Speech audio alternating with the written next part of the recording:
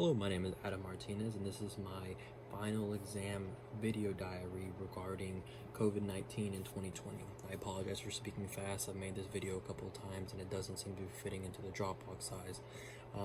First off, regarding how this has affected my life, it has affected me significantly in terms of education, of course, and somewhat in my actual in my job and my work that I have.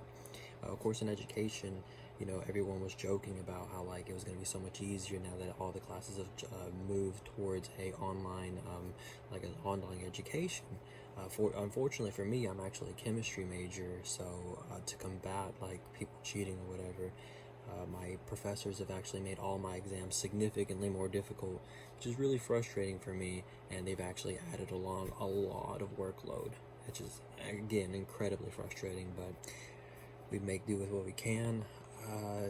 As far as my work, I work at Panda Express in Johnson City, right off of campus. So I am considered an essential worker, so it hasn't me I'm still able to work. However, when all the panic started, there was an employee that had symptoms, so we ended up shutting down the store for almost 2 weeks. Fortunately, he got tested. He was completely clear, and fortunately, I work for a company that they actually look out for us to an extent, and they paid us entirely our full wage for that time that we were closed. So it didn't affect me economically in that sense. And since then, business is actually up. We're selling more food than we used to, just because it seems that since a lot of places are closed, people don't want to cook at home. So unfortunately, it's led to a lot of people come here, which is kind of counterintuitive to the whole shutdown premise. But so that's how it's affected me in my education and my work.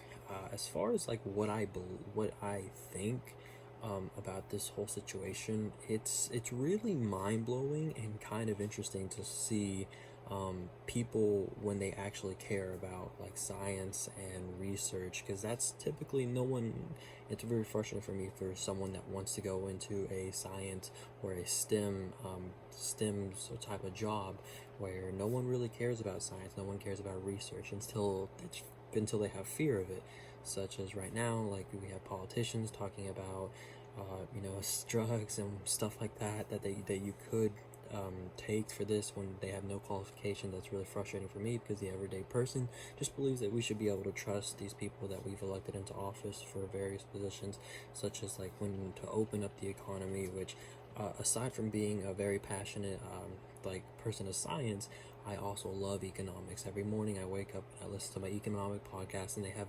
various interviews of different economists, and while they all say we should have different remedies to this issue, most of them kind of generally agree that we should hold off on opening the economy, which is very different from what you hear from a lot of different outlets. Maybe it be because it's not what the general populace wants to hear. Maybe there's just a different connection that I'm not seeing. And that's really where I'm at on this whole pandemic. I never thought that I would live through a time that in 50 years, you could without a doubt say this will be a moment in history. It's, in a way, it's super exciting. I wish it didn't have to be like this, but at least, we all want to leave.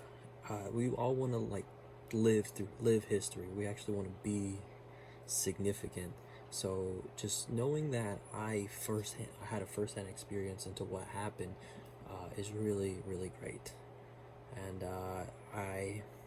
given how tough a lot of things are for a lot of people, I think it's important to have a somewhat positive outlook. Thank you.